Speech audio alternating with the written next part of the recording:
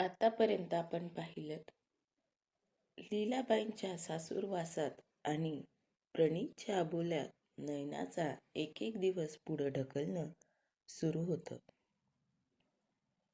तिला एक दिवस वर्तमानपत्रात एका कंपनीत अकाउंटंटची जागा रिकामी असल्याची जाहिरात दिसली. अनायसे दुसऱ्या दिवशी नयनाला किराणा सामान आणायला घराच्या बाहेर पडायचंच होतं. सामान आणायच्या बहाण्याने इंटरव्ह्यू देऊन येऊ का असा विचार नयना करत होती. पाहूया पुढे दुसऱ्याची बायको भाग 48. काय करू आता, कसं जाऊ बाहेर? एक संधी चालून आली होती, आता तीही हातातून जाईल. पुन्हा अशी संधी कधी येईल? नयना मनाशीच बोलत होती. काय झालं? उद्या जा म्हटलं ना सामान आणायला. लीलाबाई तिच्यावर खेकसल्या. काय करू, सांगून जाऊ का? सासूबाई नको जाऊ म्हटल्या तर? त्यांनी माझं घराच्या बाहेर पडणं बंद करून टाकलं तर? सामान सुमान आणायला तेवढंच बाहेर पडता येतं, तेही बंद होऊन जाईल नाही तर. नयनाच्या मनात विचारांचं वादळ उठलं होतं. तितक्यात दारावरची बेल वाजली. पिशव्या हातात घेऊनच नयनानं दार उघडलं. लीलाबाई आहेत का?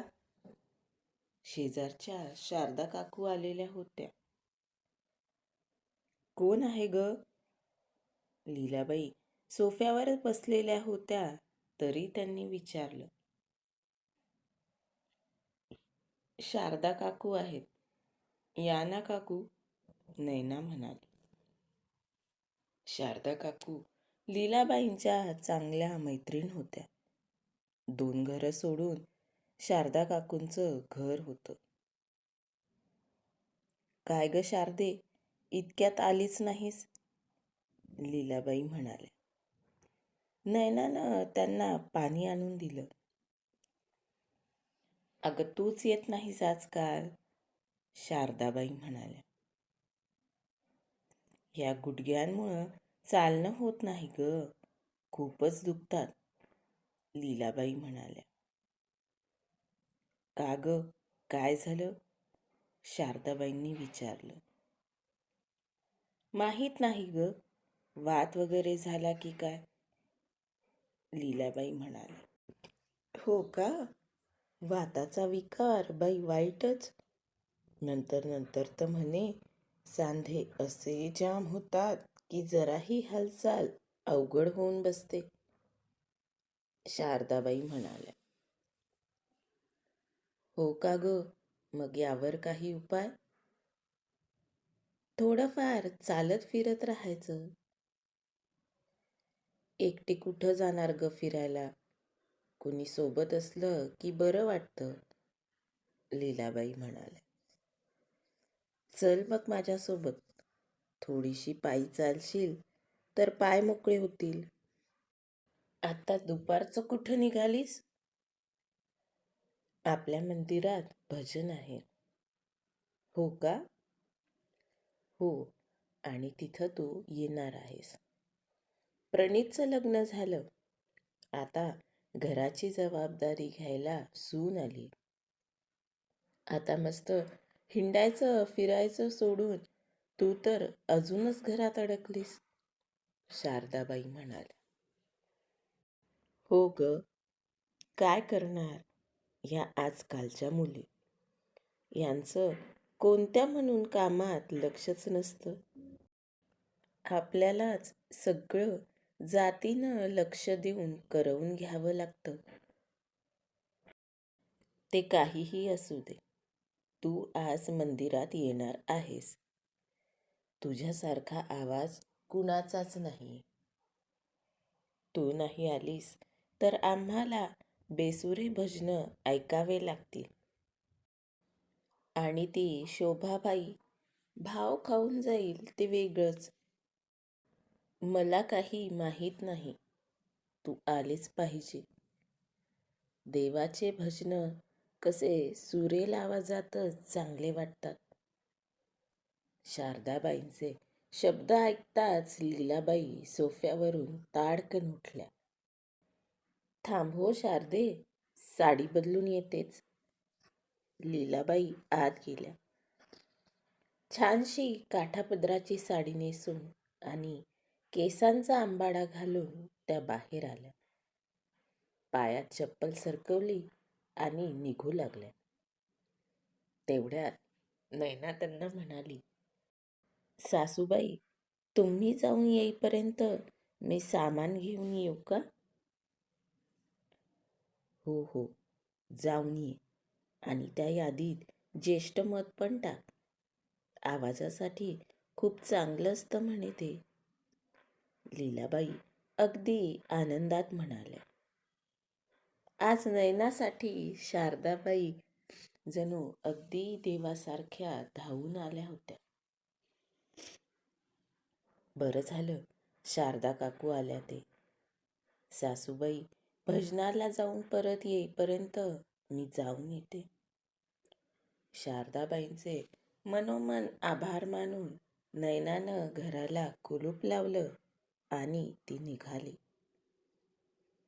तिला एकदम आठवलं, सुमन मावशींनी आणि सोपान मामांनी लग्नात तिला काही पैसे दिले होते.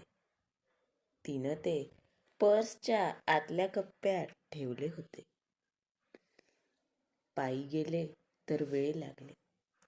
इथूनच ऑटो ठरवते. नयनानं ऑटो ठरवला.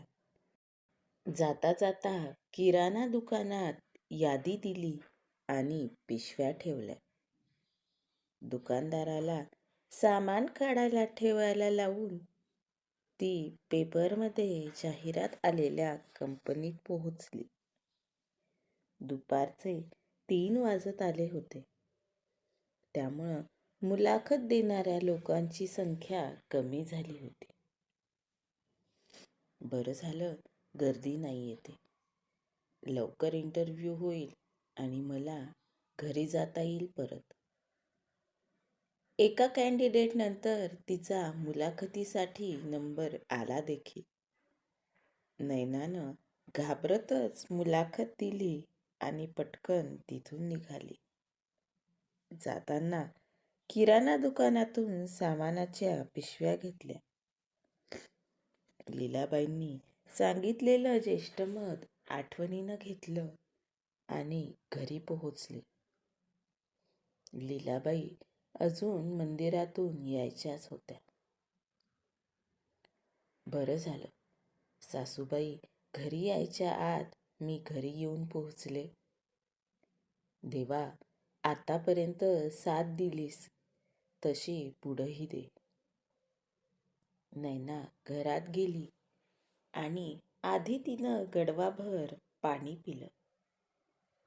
थोड्याच वेळात लीलाबाई घरी आल्या. सोबत शारदाबाईही होत्या. एकंदरीत लीलाबाईंचा मूड चांगला होता. नयनानं दोघींसाठी चहा केला. चहा छान केलास ग, शारदाबाई म्हणाल्या. हो ग, मी शिकवला तिला असा चहा करायला. नाहीतर तिकडं खेड्यात कसा चहा पितात हे लोक तुला माहिती ना, लीलाबाई म्हणाल्या. शारदाबाई आणि लीलाबाईंच्या गप्पा रंगल्या होत्या. बराच वेळ बसून शारदाबाई घरी निघून गेल्या. त्यानंतर नयनानं त्यांना किराण्याचा हिशोब दिला. लीलाबाई तिला फार काही बोलल्या नाहीत. लग्न झाल्यापासून आजचा दिवस जरा बरा गेला होता. एक एक दिवस पुढं सरकत होता. लीलाबाईंमधली खाष्ट सासू मात्र राहून राहून डोकं वर काढत होती. प्रणीत, आणि नयनात कोणत्याच प्रकारचा संवाद नाही ही गोष्ट त्यांच्या लक्षात आली होती.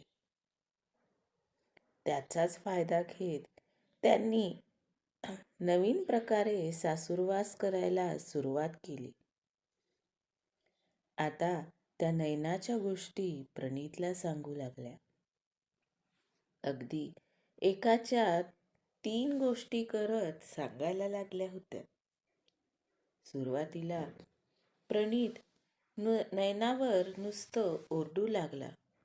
नंतर मात्र त्यानं नयनाला मारायलाही सुरुवात केली होती. लीलाबाईंना या गोष्टींचा आसुरी आनंद मिळत होता.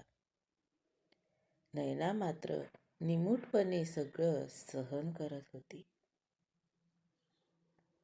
श्यामरावही रिटायर्ड झाले होते.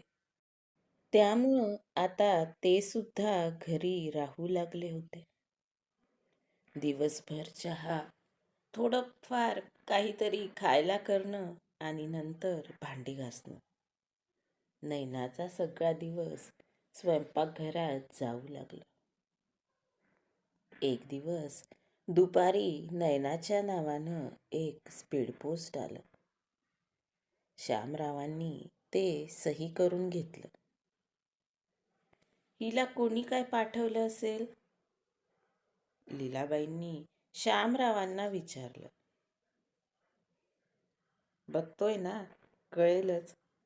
श्यामरावांनी पाकीट उघडलं आणि ते त्यातलं पत्र वाचू लागले. नयनाला नोकरी लागलीये आणि 2 दिवसात तिला नोकरीवर रुजू व्हायचंय, श्यामराव म्हणाले. नोकरी? लीलाबाईंना आश्चर्य वाटलं आणि नयनाचा रागही आला. त्यांनी लगेच चिडून नयनाला आवाज दिला. काय होईल पुढे? लीलाबाई नयनाला नोकरी करू देतील का? पाहूया पुढच्या भागात. आजचा भाग कसा वाटला कमेंट करून नक्की सांगा आणि पुढच्या भागांच्या अपडेटसाठी चॅनलला सबस्क्राईब करायला विसरू नका. धन्यवाद.